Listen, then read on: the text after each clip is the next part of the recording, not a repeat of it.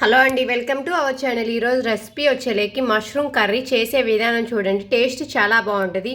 ఇది చపాతీ లేకైనా వేడి rice లేకైనా taste అనేది చాలా బాగుంటుంది. ప్యాకెట్ మష్రూమ్ ప్యాకెట్ తీసుకోండి. ఇలా ఒకటి తీసుకోండి. ఒకటి తీసుకున్నాక దీన్ని బాగా నీట్గా కడిగి పెట్టుకోవాలి. ఇలా వాటర్లో వేసుకొని బాగా నీట్గా కడుక్కోవాలి. మనం ఇలా తీస్తుంటే దీని మీద స్కిన్ అనేది ఇలా వస్తుంది చూడండి.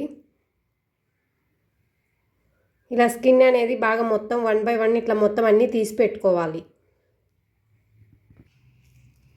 ఇలా మొత్తం 1 బై 1 తీసుకొని ఇట్లా పక్కన ఇంకో బౌల్లో వాటర్ పోసుకొని సాల్ట్ వేసి పెట్టుకోండి. అంటే కలర్ అనేది చేంజ్ అవ్వకుండా ఉంటుంది. అందుకనేసి నేను ఇలా వేసి పెడుతున్నా. చూడండి, ఇలా స్కిన్ అనేది పైన లేయర్ అనేది ఇట్లా అంటుంటే పోతుంది. చూడండి, టేస్ట్ అనేది చాలా బాగుంటుంది ఇట్లా అని చేస్తే. ఇలా మొత్తాన్ని తీసి పక్కకు పెట్టుకోవాలి. పక్కకు పెట్టుకున్నాక దీన్ని అనేది చిన్న పీసులుగా కట్ చేసుకోవాలి. మరి అంత చిన్నగా దీన్ని 3 కానీ 2 కానీ చేయాలి. నేనైతే దీన్ని 2 చేస్తున్నాను. తర్వాత ఉడికినాక ఎట్లా ఇవి చిన్నగా అవుతాయి కాబట్టి నేను ఇప్పుడు 2 చేస్తున్నాను. వీటిని ఇట్లా 2 చేసుకోండి. ఇది అనేది చాలా మంచిదండి. ఇంట్లో ఉండే లేడీస్కి అనేది ఇది విటమిన్ ఏ ఉంటుంది దీంట్లో. ఇవి తింటే చాలా మంచిది. ఎవరైనా సరే తినొచ్చు. హెల్త్కి అనేది చాలా మంచిది. ఇట్లా అన్నీ కట్ చేసి పెట్టుకోవాలి. అన్నిట్లు ఇలా కట్ చేసుకొని పక్కన పెట్టుకోండి. పక్కన పెట్టుకున్నాక ఒక మిక్సీ జార్ తీసుకొని దీంట్లో నేను అనేది అల్లం పేస్ట్ వేసి పెట్టాను. మిక్సీ జార్ తీసుకొని మనం ముందుగా ఫ్రై చేసి పెట్టుకున్న నువ్వులు వేసుకుంటున్నా. కొంచెం మీరు నువ్వులు వద్దనుకుంటే కొంచెం జీడిపప్పు అయినా వేసుకోవచ్చు. నేను జీడిపప్పు బదులు ఇవి వేసుకున్నాక కొంచెం ఆనియన్స్ వేసుకోండి. 2-3 ఆనియన్స్ మీరు సన్నగా కట్ చేసుకున్న ఏం కాదు. లేదంటే ఇలా మిక్సీకి వేసుకున్నా అనేది గ్రేవీ అనేది బాగుంటుంది.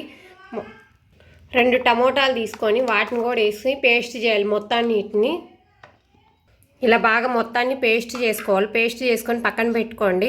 ప్యాన్ పెట్టుకొని దీంట్లో కొంచెం ఆయిల్ వేయాలి. మనం ముందుగా కట్ చేసి పెట్టుకున్న మష్రూమ్స్ వేసుకొని కొంచెం ఫ్రై చేసుకోవాలి. ఫ్రై చేసుకుంటే ముక్క అనేది బాగుంటుంది. టేస్ట్ కూడా చాలా బాగుంటుంది. ఇలా ఫ్రై చేయాలి కర్రీకి. మనకి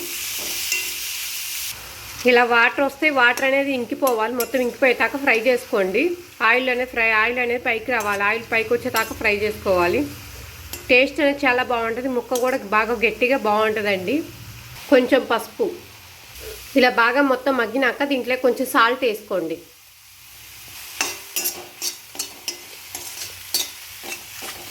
మొత్తం ఇలా ఫ్రై అయ్యాక దీన్ని అనేది తీసి పక్కన పెట్టుకోవాలి. అదే ప్యాన్లో 2 స్పూన్లు ఆయిల్ వేసుకొని ఆయిల్ కొంచెం వేడైనాక దీంట్లో కొంచెం జీలకర్ర, చెక్క, మొగ్గ కొంచెం వేసుకోండి. అవి ఫ్రై అవ్వాలి. దాంట్లోనే కొంచెం కరివేపాకు, దీంట్లోనే 1 స్పూన్ అల్లం పేస్ట్, ఫ్రెష్గా నూరిన అల్లం పేస్ట్, మనం ముందుగా చేసి పెట్టుకున్న పేస్ట్, టమోటా అన్ని ఆనియన్స్ అన్ని పేస్ట్ వేయాలి.